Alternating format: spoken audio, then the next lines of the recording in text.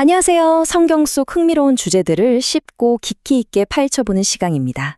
오늘은 성경에 등장하는 가장 놀라운 역설 중 하나를 들여다볼까 하는데요. 어떻게 같은 존재가 어떤 사람에겐 가장 안전한 피난처가 되고 또 다른 사람에겐 파멸을 이끄는 걸림돌이 될 수 있을까요? 그 실마리가 바로 이사야서 8장에 숨어 있습니다. 자, 바로 이 질문이 오늘 우리가 파고들 이야기의 핵심입니다.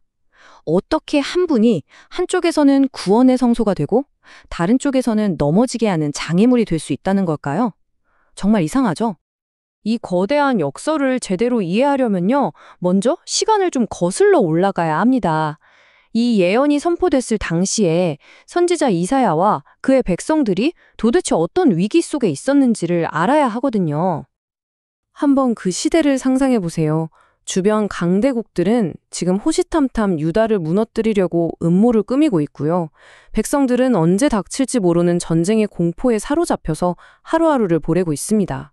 말 그대로 온 나라가 불안에 마비된 바로 그 순간, 이사야가 하나님의 말씀을 들고 일어선 겁니다. 이런 절망적인 상황에서 내려온 하나님의 명령은 그야말로 파격적이었습니다. 눈앞에 보이는 강력한 적군이나 정치적인 위협 같은 걸 두려워하지 말고 오히려 보이지 않는 만군의 주님만을 경외하고 거룩히 여기라는 거였죠. 당시 사람들의 생각으로는 이걸 도저히 이해하기가 힘들었을 거예요.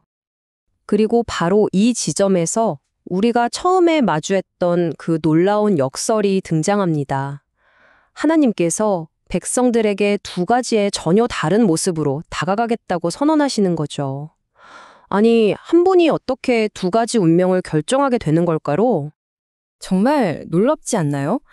주님 자신이 한쪽에서는 안전하게 보호하는 성소가 되시는데 다른 한쪽에서는 걸려 넘어지게 만드는 돌과 바위가 되신다는 거예요. 이게 도대체 어떻게 가능한 일일까요? 여기서 핵심은 이겁니다. 하나님 자체가 변하는 게 아니라는 거죠.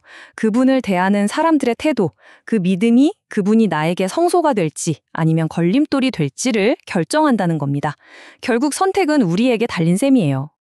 자, 그리고 수백 년의 시간이 훌쩍 흐릅니다. 이 고대의 예언은 사람들의 기억 속에서 잊지는 듯했지만 신약 시대의 저자들이 이 돌이라는 이미지를 다시 꺼내 들어서 완전히 새롭고 훨씬 더 깊은 의미를 부여하기 시작합니다. 자, 다시 한번 이사야의 예언을 떠올려 보시죠. 주님께서 걸림돌과 거치는 반석이 될 거라고 했던 바로 그 구절 말입니다. 이 구절을 잘 기억해 두세요. 그리고 여기에 그 놀라운 연결고리가 나타납니다. 사도 베드로가 이사야서의 바로 그 구절을 그대로 인용하면서 이 걸림돌이 다른 누구도 아닌 바로 예수 그리스도라고 선언하는 거죠. 구약의 예언이 예수님을 통해 성취되었다, 이렇게 말하고 있는 겁니다. 이 연결은 여기서 한 걸음 더 나아가 훨씬 대담하고 명확해집니다. 이사야가 만군의 여호와를 거룩하게 하라고 했던 그 명령을 베드로는 그리스도를 주님으로 삼아 거룩하게 하라는 말로 그대로 가져온 거죠. 이건 정말 예수님을 구약의 하나님과 동일한 분으로 선포하는 엄청난 선언입니다. 이게 단지 하나의 예언에만 그치는 게 아니에요. 지금 보시는 것처럼 이사야서의 거치는 반석, 또 다른 장에 나오는 보배로운 모퉁이돌, 심지어 시편의 건축자들이 버린 돌까지 구약 전체에 흩어져 있던 이 중요한 돌에 대한 예언들이 모두 한 곳, 바로 예수 그리스도를 가리키면서 모여드는 걸 볼 수 있습니다. 정말 놀랍죠? 그렇다면 이 모든 예언이 가리키는 돌의 진짜 정체는 뭘까요? 그리고 그 정체는 우리가 처음 가졌던 성소와 걸림돌이라는 역설을 어떻게 풀어줄까요? 드디어 그 답에 가까워지고 있습니다. 베드로는 이 모든 개념을 하나로 묶어서 예수님께 아주 특별한 칭호를 붙입니다. 바로 살아있는 돌이라는 칭호죠. 이건 그냥 차갑고 생명 없는 바위가 아니라 생명을 주고 스스로 살아 움직이는 역동적인 존재라는 뜻을 담고 있어요. 결국 모든 조각이 맞춰지는 거죠. 믿는 사람들에게 예수님은 구원의 기초가 되는 보배로운 모퉁이돌이 되어주시고요. 반대로 불순종하는 사람들에게는 그들을 넘어지게 하는 걸림돌이 되십니다. 다시 말해서 예수님 한 분이 이사야 예언의 양쪽 측면을 모두 성취하신 겁니다. 그리고 이런 생각은 베드로 혼자만의 생각이 아니었어요.